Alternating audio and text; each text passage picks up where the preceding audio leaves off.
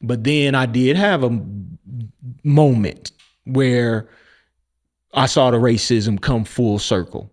You know what I'm saying? Where it was like, why are you doing this to me? Why did you just do that? You know, I'll give you one example as an adult, right? And we don't draw this out too much longer. I know the episode is ready to wind down, but one example as an adult where I saw it firsthand. I saw it unfold. I then saw the aftermath of it, how the person who tried to do it tried to then become a victim, right? So I worked my way up. You know, you went to college, 4 years college come out. For me, I went customer service, low end customer service to start. And I worked my way up in customer service until customer service ran out.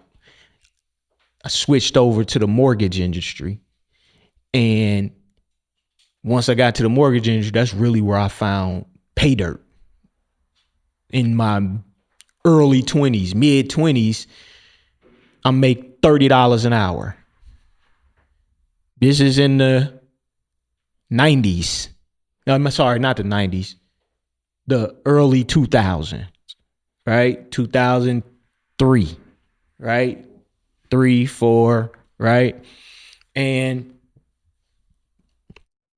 when I first got moving with it, with the $30 an hour setup, I was being sent to different places to work, right? And on this particular job, I was sent to Jacksonville, Florida. Yep, I remember. I was in that's when I was when you was 11. in the football. I came to Atlanta to see you. No. Take that back. That was 06. That's when I was playing with Mid Rivers. Right. We but this happened 03. Okay. That's a second stint, Jacksonville, when I see you in Atlanta. Okay. The first time I went to Jacksonville was in 03 before I went to Boston. Okay. I get to Jacksonville. We get a training class. It's predominantly black. I'm going to say it's all black. Okay. But the trainer is white. Older white lady is a trainer. Okay. Just to set the backdrop, it was something that was kind of new to me, right? That the thing that we were doing. However, I had took the beginner course, which was the customer service and learning it. And then I had jumped into the full position where they were training me. And then before I could really get my groove, I found out about this setup to jump to the $30. So as I jumped into the $30, my knowledge was a little bit not all the way together. I was still learning, right? By the time I get to this place, it's clicking in. Okay. I'm learning it. I'm getting it because of what I learned before I got there is making sense to me now. Okay. So I'm going through training and everything seems cool. I'm learning it. I become like a subject matter expert in this day, they would say, where the people in the classroom, they not getting it and they come to me and ask me questions when they don't understand things. Not the trainer. Me. They would come to me before they go to the trainer, so they don't want to keep going to the trainer every time they got a question, right?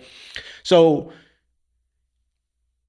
a time comes where the trainer is giving us everything that we need to do on how we need to do it, and we going through our motions, and a moment comes where the trainer tells us do something different, but I noticed that the thing that she's telling us to do different doesn't seem like it's adding up, right? So I say to her, like, okay, she tells me to change something, and I'm like, but you this is the way you had us do it. This is exactly what you had told us to do.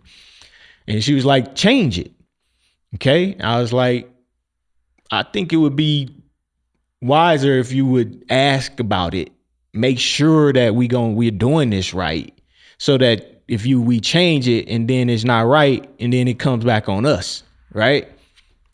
So she goes back and she said, okay, yep, you're right. Let me go check, make sure it's This is what it is. And she goes and finds out that the way she said the first time was the way, not the way she's trying to change it to, right?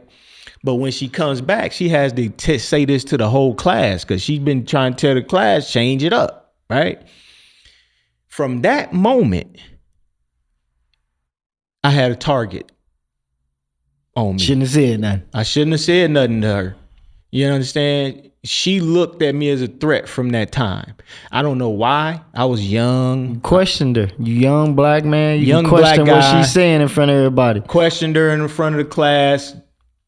And you Challenged her and is you the way was she right. looks at it. Challenged her, and I was right.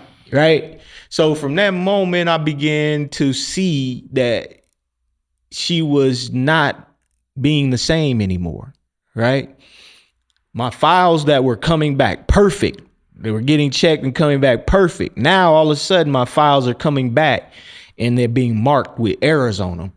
And then when I go to look at them and check the errors to get the errors corrected, they're correct already, but they're marked wrong. Okay. I have to go to her on several occasions, not once, not twice, not three, several occasions, and say, why is all of this marked wrong? This is marked, this is marked, this is marked, and this stuff is right. This is right, this is right. And she's like, yeah, you're right. That's correct. Yes, you're right. That's correct. Yeah, you're right. That's correct. And I'm saying, why are you keep making this errors? Why are you making these errors on my files to make my files are looking like I'm not doing a good job on my files, right?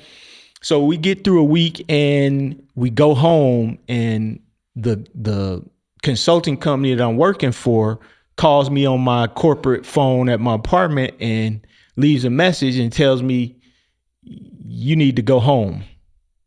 There's a ticket for you. Go to the airport. Nah. I'm like, nah, I ain't doing that. I want to know, why am I being told to go home when I've done nothing wrong, right? So Monday comes, I stay for the weekend. I don't even respond to them. I stay for the weekend, go in on Monday morning a little late just so I can see what's going on, right? And when I walk into class on Monday morning, it's like they seen a ghost. It's like the people in the classroom was looking at me like, what in the world? We never expect to see you, right? So much so that I'm like, what's wrong? Why y'all looking at me like that? What's the issue? No one wants to say nothing. I get to my desk. Back then, everything wasn't electronic. It was paper. So I had my files were in a box. My box that's sitting on my desk is not there. I'm like, where's my box with my files in it?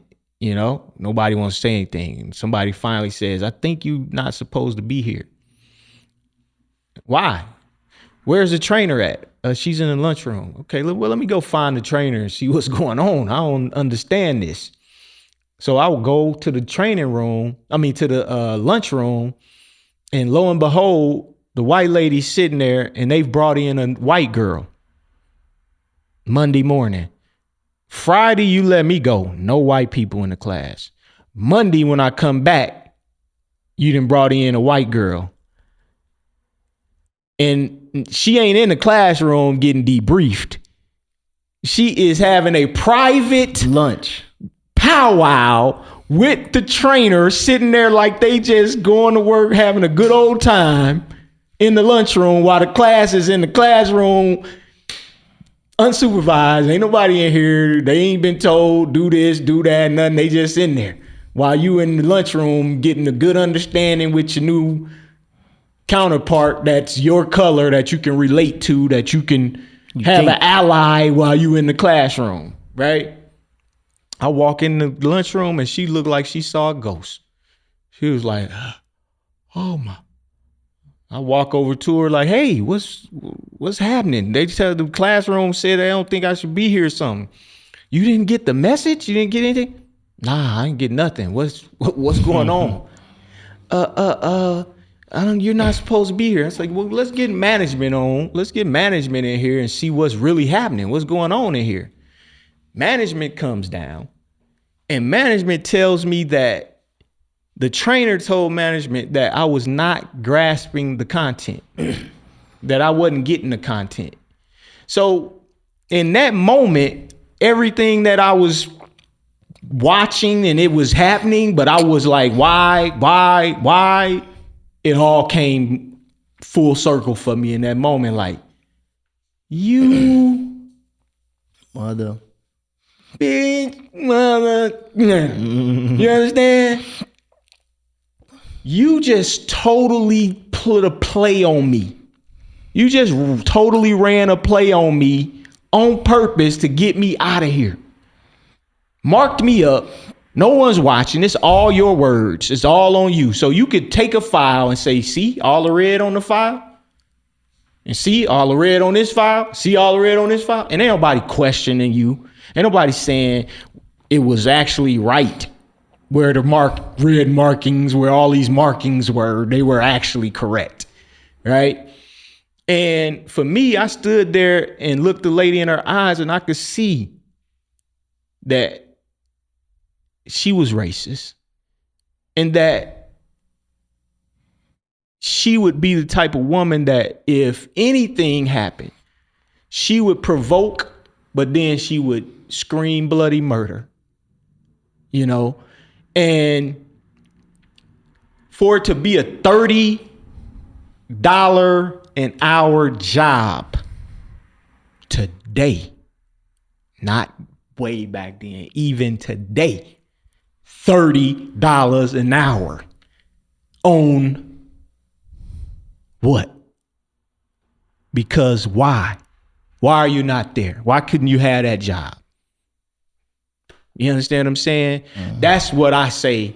That's how I know that I've had racism occur in my life, even as an adult, walking through corporate America, trying to gain my footing in corporate America and build myself up. And that's just one experience. That's just one.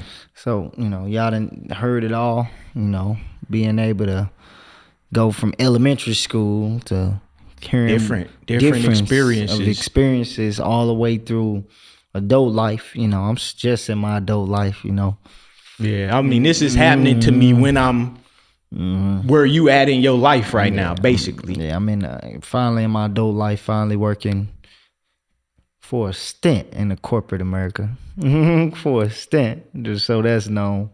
To be able to deal with little stuff like that, but Yep. So just being able to have the different experiences from your elementary to kind of like a roller coaster almost. Yeah, and it's not like I say. Yeah. People think that when you get ready to talk about we gonna bash that white it's people. just all bashing when that's not the case. You understand what I'm saying? I'm sure that most black people can probably say that in their lifetime that even when it was all bad, that there was still some people who may have felt different and acted different.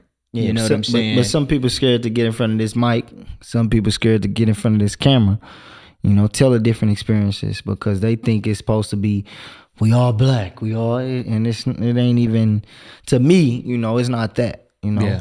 Especially for me, I got biracial, kids. My wife is, half white, half black. So my kids is however you want to put it, So I definitely don't have no bad blood. I love them all the same. And like I said before, it's kind of being able to get an opportunity to kind of show the experience of what you've seen. Because your first grade experience wasn't my first grade experience. Your ninth grade through high school wasn't my ninth grade through high school. Me going into college and experiencing those first years wasn't your first years after high school adult life. My first adult life was all college. Yours was real life. Yeah. So it's all being able to show what unfolded from you to me.